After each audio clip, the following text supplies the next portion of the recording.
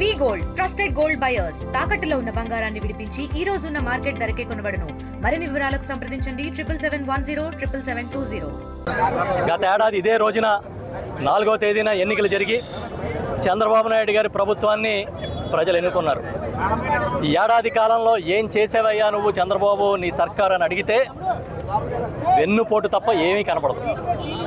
నమ్మించి మోసం చేయడం, నమ్మిన వాళ్ళని నట్టేట ముంచేయడం, తమ ఇష్టానుసారం పరిపాలన చేయడం, తమకు నచ్చిందే వేదమని, తమకు వచ్చిందే వేదమని చంద్రబాబు నాయుడు నమ్మించే ప్రయత్నం చేస్తూ ఉంటారు. అడిగితే అక్రమ కేసులు. అంబేద్కర్ రాసిన రాజ్యాంగాన్ని పక్కన పెట్టి సొంతంగా ఒక రాజ్యాంగాన్ని రాసుకున్నారు. పోలీసు వ్యవస్థని, ఇతర వ్యవస్థల్ని గుప్పెట్లో పెట్టుకున్నారు.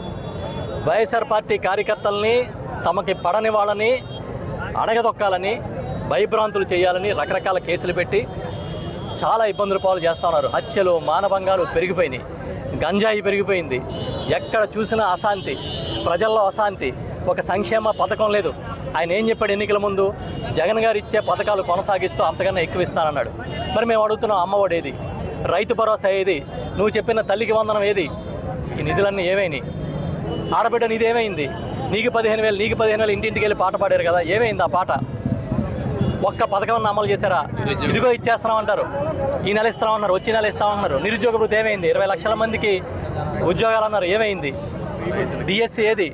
రైతు భరోసా ఏది? ఉచిత పంటల బీమా ఎక్కడ? జగన్మోహన్ రెడ్డి గారు విస్తృత ప్రయోజనాల కోసం, ప్రజల కోసం ఆలోచించి ఇవాళ ఒక సంక్షేమ సారథిగా నడిపితే దాన్ని ఒక తప్పుగా, బూచిగా మీరు చూపించారు.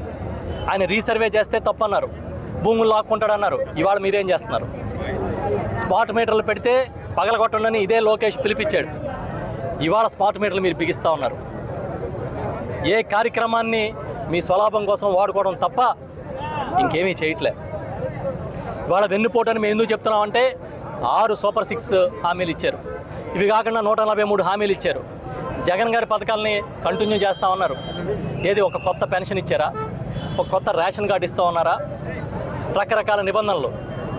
తెల్లారి లేస్తే దోపిడీ, దౌర్జన్యం తప్ప ఇసుక దగ్గర మొదలుకొని లిక్కర్ దాకా భయంకరమైన పరిస్థితులు. ముక్కు పచ్చలారని బిడ్డలకి లిక్కర్ అమ్ముతున్న పరిస్థితి వాళ్ళ రాష్ట్రంలో ఉంది. వాడలా బెల్ట్ షాపులు, ఏ ఊరు వెళ్ళినా కిళ్ళి దుకాణాల కన్నా బెల్ట్ షాపులు ఎక్కువ ఉన్నాయి. ఇంత దారుణమైన పరిస్థితులు గతంలో ఇప్పుడు రాష్ట్రంలో లేవు.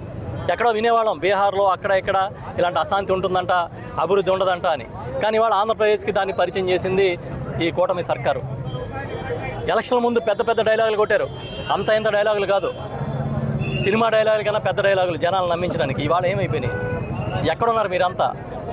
అధికారాన్ని ఎంజాయ్ చేస్తూ పండగ చేసుకుంటున్నారు.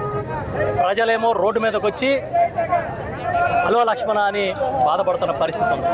అందుకే మా నాయకుడు జగన్మోహన్ రెడ్డి గారు మీ వెన్నుపోట్లు ప్రజలకి గుర్తు చేస్తూ, ప్రజల పక్షాన మేము ఉన్నామని చెబుతూ వెన్నుపోటు దినం కార్యక్రమాన్ని వాళ్ళు ఇచ్చారు.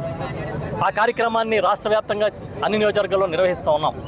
వాళ్ళ కాకినాడ రూరల్ నియోజకవర్గంలో నిర్వహించాం. బ్రహ్మాండంగా మా నాయకులు, కార్యకర్తలు, ప్రజలు, ఎండియు ఆపరేటర్లు లాంటి బాధితులు అందరూ వచ్చారు.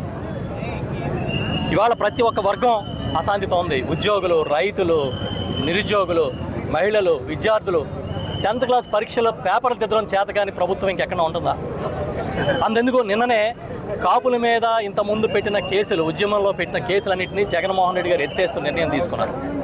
దాంతోపాటు రైల్వేలో కోర్టులో కూడా కేసు కొట్టేసింది, తుని రైలు దహనం కేసు. మళ్ళీ దాన్ని తిరిగి తోడుతున్నామని చెప్పి హైకోర్టు విచారణ చేయాలని జీవో ఇచ్చారు. ఇది కాపుల మీద కక్ష సాధించడం కాదా అని మొత్తం అంతా కూడా వ్యతిరేకత వస్తూ ఉంటే సాయంత్రానికి బాగా తెలియకుండా జీవో వచ్చింది అంటున్నారు. నేను అడుగుతున్నా, ఒక ముఖ్యమంత్రికి, ఒక మంత్రికి తెలియకుండా జీవో వచ్చిందంటే మీకన్నా దద్దమ్మ ప్రభుత్వం ఏమైనా ఉంటుందా? ఇండియా పాకిస్తాన్ ఉద్రిక్తతలపై లేటెస్ట్ అప్డేట్స్ కోసం డౌన్లోడ్ చేసుకోండి RTV లైవ్ యాప్.